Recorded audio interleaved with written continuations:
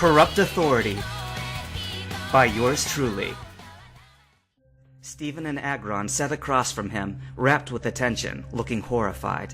Kenta swallowed with difficulty, knowing the next question would be painful to ask. Taking a deep breath, he forced it out.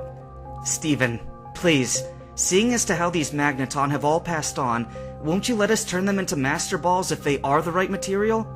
The former Hoenn champion stared at him with a look of mingled disbelief and suspicion. Kenta cringed on the inside. "I don't like doing it," he continued determinedly, "but it's essential, and I swear, even if it's not enough, I will never kill a Magneton or any other Pokemon to harvest its power." Stephen closed his eyes, and Kenta could hear a gurgle in his throat. It was clear that the other man was experiencing some inner moral struggle. "Why," he finally asked, "should I believe you? Please." Kenta and Stephen turned and looked at Hibiki, who was kneeling before the former champ. "You saw what the military police were doing to the Magneton," he pleaded. "They won't even reason with you. In today's world, you can't put faith in your own government anymore. Where are your other Pokemon?" He pointed to the hulking Agron and Skarmory's Pokeball on Stephen's belt. "Or are those your only two?" Stephen said nothing for a minute. When he spoke again, it was without looking at the Nina brothers. "They're going back to the wild," he muttered half-heartedly. "Credilli, Armaldo, and Cladle, they're going to be free." "That may or may not be," stated Kenta softly. "Either way, I notice you left one out. Tell me, what about your world-renowned Metagross? I heard Brendan was one of the only two people to ever beat it in battle." "They say he's in good hands," replied Stephen, refusing to make eye contact. Kenta and Hibiki exchanged glances. "Can you be sure of that?" asked Kenta, praying that he wasn't sounding pushy or paranoid. "If you saw him again, would you two even recognize each other?" "Of course I'd recognize him!" barked Stephen angrily.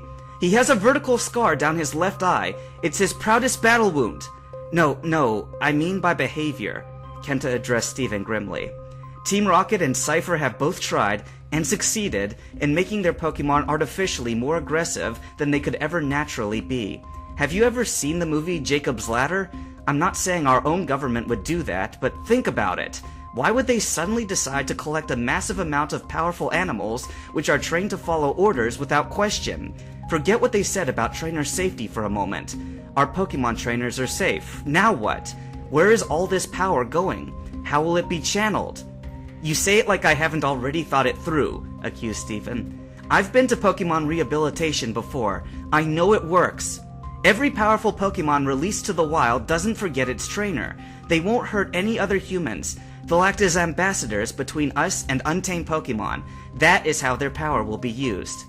Silence elapsed for another minute. Hibiki looked at Kenta. The latter appeared to be doing some deep thinking by his distant expression. Stephen didn't wait long, but stood up and turned to his Agron. "Come on," he muttered. "Let's go home." "After everything I've told you, is that all you have to say?" Kenta asked, sounding stunned and a little hurt at Stephen's lack of empathy. Stephen recalled his Agron into its ball, still not looking at either of them. "I will not reveal to anyone who you are," he declared firmly. "If you get caught and punished for treason because of me, it'll feel like your blood is on my hands, and I don't want that in case you happen to be right." Stephen shook his head. "I hope you're wrong, but after what I've seen and heard today, I need to be by myself to think." "It seemed to me like you already made up your mind earlier," said Kenta, as Skarmory reappeared out of Stephen's other Pokeball. "I can only wonder how you knew the silhouette would be coming here today to attack the Magneton of the Henna Villa area. You were certainly prepared to oppose them then." "For all I know, you could have been there for the same reason they were," Stephen shot back, mounting his metallic bird. "I don't know whose side to take anymore, but in any case, do what you want with these Magneton buried here. Desecrate their bodies. I can't stop you in my present condition. Your Salamence knows earthquake." "I'm not your enemy!" called Kenta insistently, as Stephen and his Skarmory lifted off the ground. But Stephen was off, soaring away from the roadside scene at 40 miles an hour. Kenta and Hibiki stood in silence and watched him go, until they could no longer see him. Heaving a sigh, Kenta reached into his pocket and drew out his green cell phone. "Well, in spite of that, this still turned out better than I dared hope," he said sadly, dialing Kurt's number. "How?" asked Hibiki, watching him press the buttons. "How? Hibiki, we now know that these police were shipping dead Magneton. It might not be proof to anyone else, but it's proof to us that they're using these creatures for their bodies. If all goes well, this might completely vindicate us later. Hello, my friend." As Kenta spoke to the old apricorn craftsman over the phone, Hibiki pulled out his heavy ball and recalled his new Snorlax. Kenta's Salamence knew how to hide, but if anyone saw Snorlax hanging out with him, Hibiki feared getting busted. They were in up to their necks as it was already. "Yeah," Kenta was saying. "I'll take a picture and send it to you now. You'll have to come here to get them, so be sure to bring plenty of apricorn balls with you." He stopped. "I think about 100. "Yes, I know, it's insane. Do you even have that many balls made?" "Oh, I see. Well, I don't like to burst your confidence, but you'll still have nothing left over after the tide of trainers that'll be coming through your door. Never mind, though. We'll worry about that later. For now, can Curtis come and get them?" "Good. He'll need to bring a shovel. And another thing, you should hurry. We've only got so long before the military police realize their luggage is gone. I hope you've got a darn good flying Pokemon ready." "Okay, yeah, that works." A minute later, Kenta snapped his phone shut and looked at Hibiki.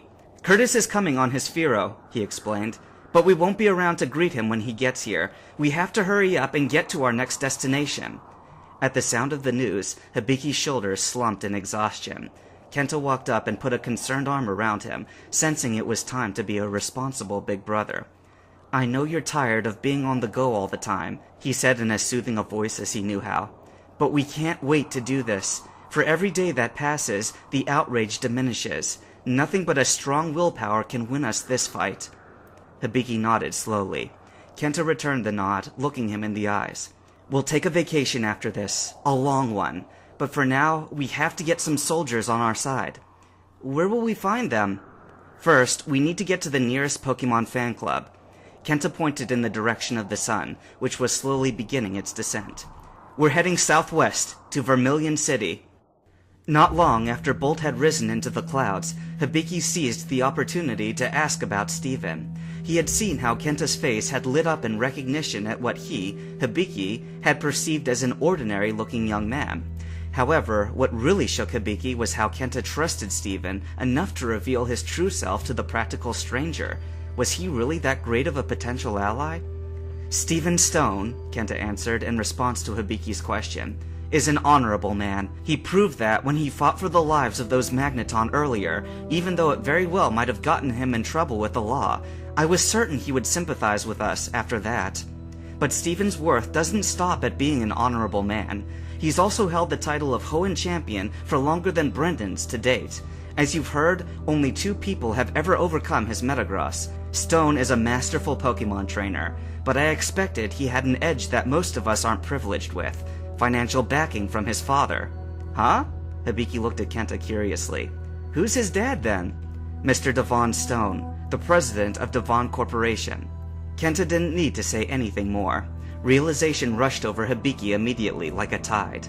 Of course! Between his daytime television programs, he'd always used to see commercials advertising Devon's latest Pokemon products, such as the Timer Ball and the recently made Resurrection Machine. President Stone was a multi-billionaire, and his son, a Pokemon force to be reckoned with. Now Hibiki understood why Kenta had tried so hard to win Steven's trust. The former champion would have been an indispensable ally, a resource that might have made their impossible task mercifully easier. But with or without him, they had to press on and gather whatever other friends they could.